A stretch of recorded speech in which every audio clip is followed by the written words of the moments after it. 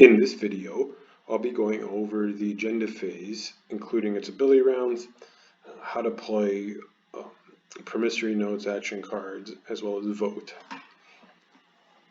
So, after the final player redistributes their command tokens in the status phase, we'll get to this timing window where the first agenda is revealed. First thing you're going to want to do is view that agenda, and there's a couple ways to do this. First is through the game log, where you can see the first agenda revealed is mutiny. The other way is by clicking the agenda deck and the active button, and you can see mutiny up here. Another important feature of the agenda phase is to double click the active card to bring up this voting power, the ballot summary. In this summary, you'll get an all-encompassing view of the amount of influence a player has remaining, as well as their outcome, if they're barred from playing abilities or action cards because of a political secret, as well as any rider predictions. As votes start to come in for outcomes, you'll start to see those outcomes get populated up near the top of this modal. So the first thing is ability rounds for when an agenda is revealed. This includes any cards that read when an agenda is revealed. So for example, we'll pass here with this player, and we'll go over to Bob's tab as well and pass. Now when it comes to Alice, you'll notice that Alice has the yellow player, which is Charlie, the yellow player's political secret. And political secret reads when an agenda is revealed. So by double clicking this, we'll be preventing the yellow player from playing action cards, using faction abilities, or voting during this agenda. And so to do this, we just double click the political secret and confirm. The other players now have a chance to respond to this when timing window, but we'll just pass through it here to get to the next timing window. The next timing window during the agenda phase, as the turn indicator shows, is after an agenda is revealed. This is where you're going to want to play cards or components that correspond to the after an agenda is revealed text. So for example, we'll go over to Bob's tab, and looking at his action cards, Bob actually has a rider card, the trade rider, and this reads after an agenda is revealed. So we won't be able to vote, however we can predict out loud the outcome of the agenda, and if the prediction is correct, we'll gain 5 trade goods. So we can play this rider by double clicking it, and then by selecting the outcome that we think will go through. Now what is the agenda here is it's mutiny. So each player that votes for will gain a victory point.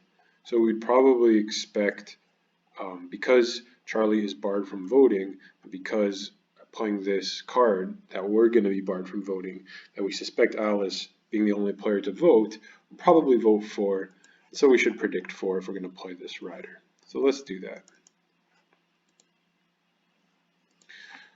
Other players now have a chance to sabotage this if they see fit, or play their own abilities. Otherwise, the players will pass through this.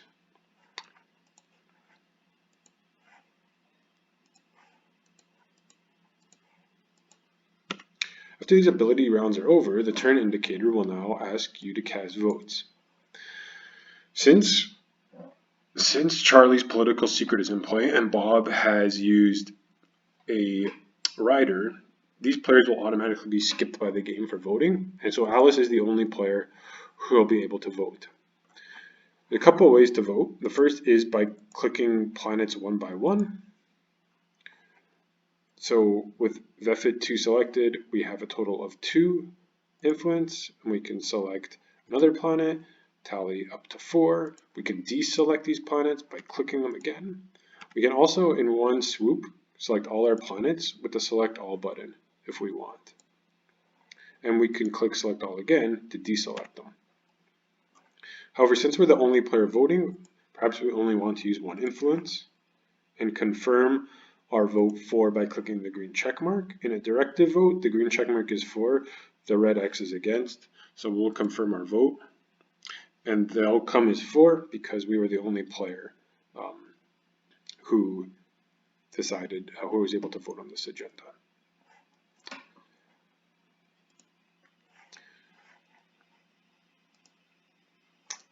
Okay, so that's the agenda for voting.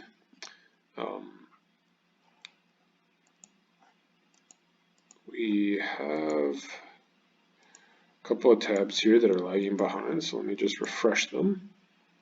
Because I wanted to go through how to, as the speaker, how you would break a tie. So right now we have another agenda has been revealed. That agenda is Incentive Program, which deals with drawing public objectives.